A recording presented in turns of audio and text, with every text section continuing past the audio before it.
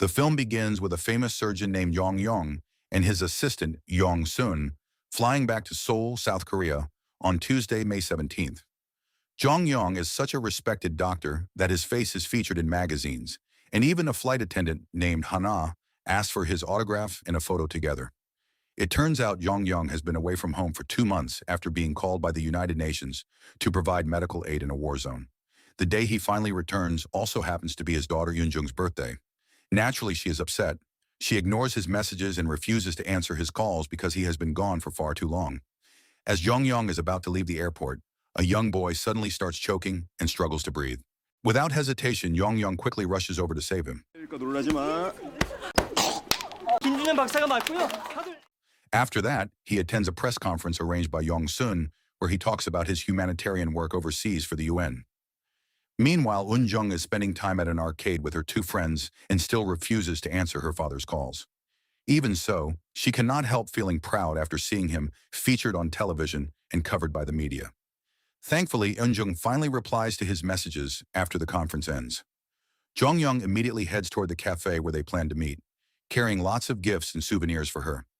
On the way there, he passes through a bridge toll booth, and the toll worker named In-moo accidentally drops his change while handing it back to him. At the same time, Eun-jung happily walks toward the cafe, excited to finally reunite with her father after such a long time apart. But before Jong-young can reach her, he notices a taxi that has crashed violently at an intersection. The driver and a female passenger are both severely injured after slamming into construction debris at high speed. Not long later, an ambulance arrives at the scene. Jong-young asks the paramedics if they have a suction device for internal fluids, but they only have basic breathing equipment. A second ambulance soon arrives with more advanced medical tools and immediately begins treating the victims. While standing there, Jong-young notices the time is almost 12:30 in the afternoon. He quickly calls Eun-jung to let her know he will be a little late. But instead of hearing his daughter's voice, someone else answers the phone. It is a paramedic informing him that his daughter has just been involved in an accident. Jong-young immediately runs toward the victim who was hit by the taxi. And to his horror, he discovers that the victim is Eun-jung and she is already dead. So welcome to a day.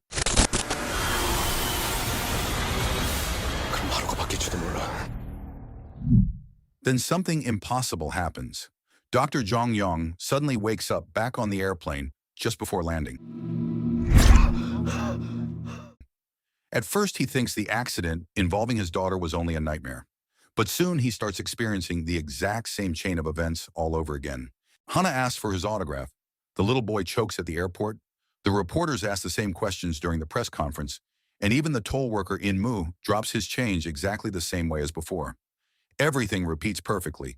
And once again, the accident happens. Eun-jung dies right in front of him.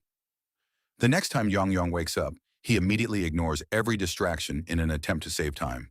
He grabs the candy away from the choking boy before anything can happen, skips the press conference entirely, and rushes straight toward the meeting place while texting Eun-jung, begging her not to go there. But Eun-jung misunderstands everything. She thinks her father simply does not care about her anymore, so she still heads to the cafe anyway. Completely panicked, Jong-young drives recklessly through toll gates, goes the wrong way down one-way streets, and even gets into arguments with other drivers blocking his path. Unfortunately, those delays cost him precious time, and once again, he fails to save Eun-jung. Then the time loop keeps repeating over and over.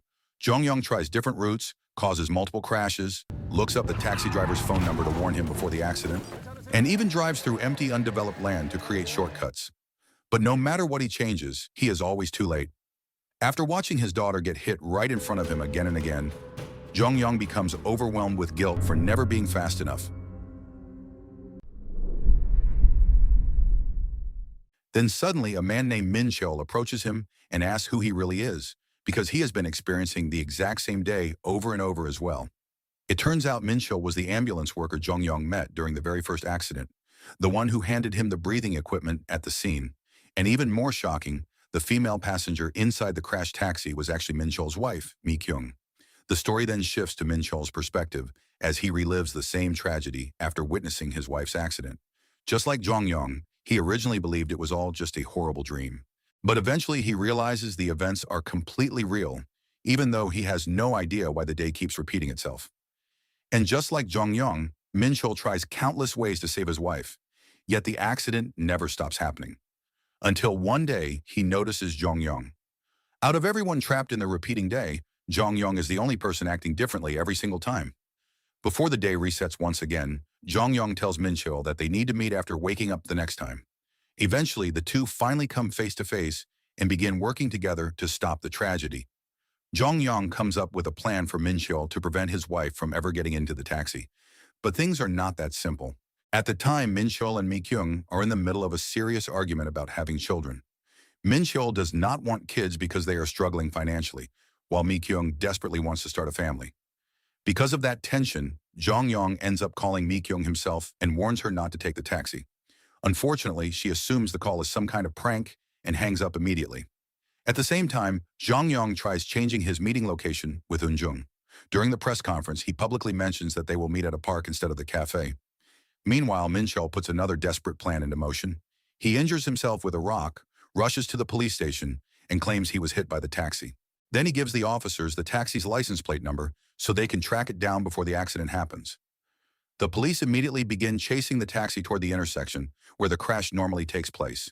Then finally, at exactly noon, the moment when Eun Jung is usually killed, Jong Yong arrives at the intersection and realizes something has changed. Eun Jung is not there, and neither is the orange taxi carrying Mi Kyung. For the first time, it feels like they actually succeeded. Relieved, Jong Yong quickly heads toward the park to meet his daughter. Elsewhere, the police manage to locate the taxi, but strangely, the driver refuses inspection and suddenly speeds away. Even worse, the taxi heads straight toward the park. Min Cheol hears everything through the police radio and immediately races over there. At the same time, Jong Yong arrives at the park searching for Eun Jung when suddenly he receives a phone call from a man who calmly tells him that changing the meeting place was pointless. Panic immediately takes over. Jong Yong desperately runs through the park searching for his daughter, but somehow the accident still happens anyway, only this time in a completely different location.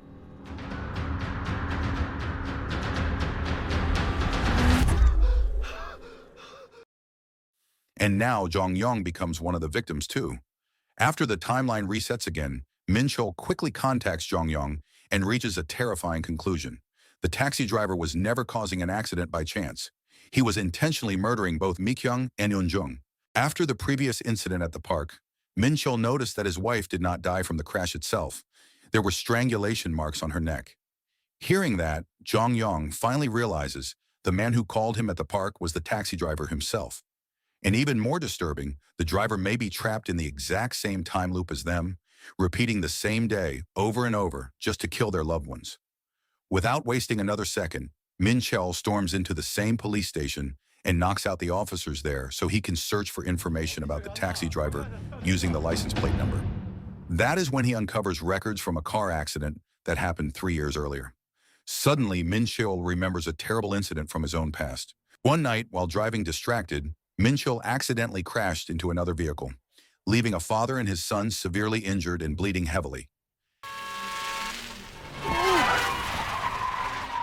At first, he considered running away from the scene, but in the end, he brought both victims to the hospital, and those victims turned out to be the taxi driver Kang Sik and his son, Ha-ru. Meanwhile, Jong Yong returns to his office at the hospital to search through the taxi driver's medical records. During the phone call earlier, the driver claimed he had known Jong Yong for the past 3 years, and that is when the horrifying truth finally comes out. 3 years earlier, Eun Jung had been critically ill and was close to dying because of severe heart failure. At first, there was another volunteer donor willing to provide a heart transplant, but the family eventually backed out. Then one night, Kang Sik and his son, Ha-ru, were rushed into the hospital after the accident caused by Min Cheol. Ha-ru had entered a critical condition and was declared brain dead, although there was still a very small chance he could survive. Desperate to save his daughter, Jong Yong made a terrible decision. Without permission, he prepared Haru's heart to be donated to Eun Jung. Even worse, he secretly forged the donor consent form by using Kang Sik's thumbprint while the man was unconscious. Back in the present, on the very day Jong Yong returns to Korea, Kang Sik watches the news praising Jong Yong as a heroic doctor receiving awards and recognition. That rage is what leads him to murder Mi Kyung and deliberately run over Eun Jung. After the timeline resets once again, Jong Yong can only break down in guilt over what he did in the past. Meanwhile, Min Cheol desperately searches for where Mi Kyung was before Kang Sik murdered her, but he still cannot find any answers. Eventually, the two men meet again, but this time an argument breaks out between them. Jong Yong wants to apologize to Kang Sik and beg for forgiveness so their loved ones can survive. But Min Chol no longer cares about forgiveness at all. His only goal now is to save his wife and kill Kang-sik. While searching through Mi-kyung's belongings for clues, Min Chol discovers a note written on her calendar. Mi-kyung is actually 3 months pregnant. That means she had been visiting a hospital for an ultrasound examination, and she never told Min Chol because she already knew he did not want children.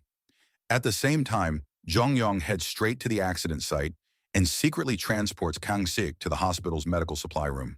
There, he injects him with adrenaline to keep him alive, just long enough to regain consciousness. When Kang-sik wakes up, Jong-yong finally confesses how deeply sorry he is for everything that happened 3 years earlier. He begs Kang-sik not to kill Eun-jung, explaining how unbearable it is to watch his daughter die over and over again. But Kang-sik refuses to let go of his hatred. He is determined to avenge Haru by killing Eun-jung no matter what.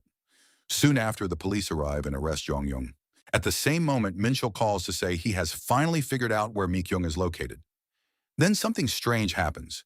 The timeline still has not reset yet, even though it is already almost 1 in the afternoon.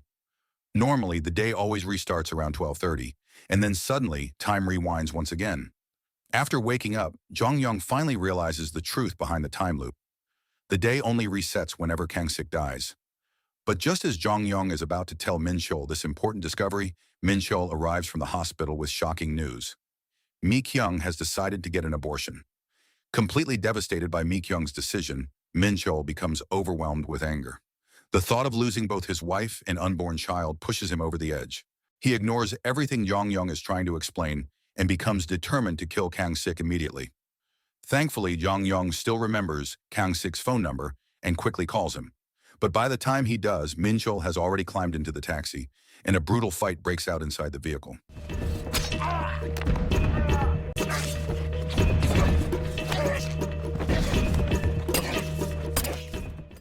Min-chul truly believes that if Kang-sik dies, his wife will finally survive. But Kang-sik fights back hard. He eventually gains control and throws Min-chul out of the taxi. By now, the clock is approaching noon, the exact moment when Eun-jung is usually hit, and all 3 men rush toward the intersection once again. Then finally, for the very first time, Jong-yong succeeds in saving Eun-jung.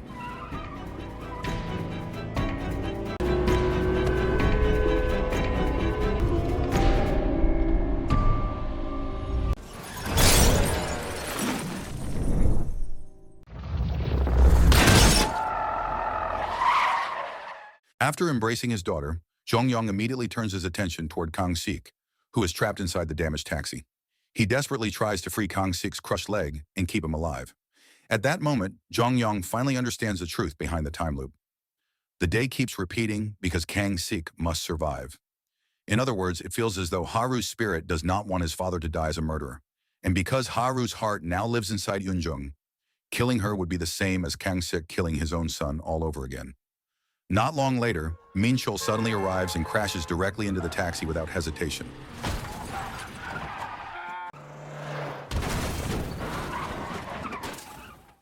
Luckily, Jong-yong manages to save Kang-sik just in time. But during the struggle, Min-chul accidentally stabs Jong-yong after being restrained for too long.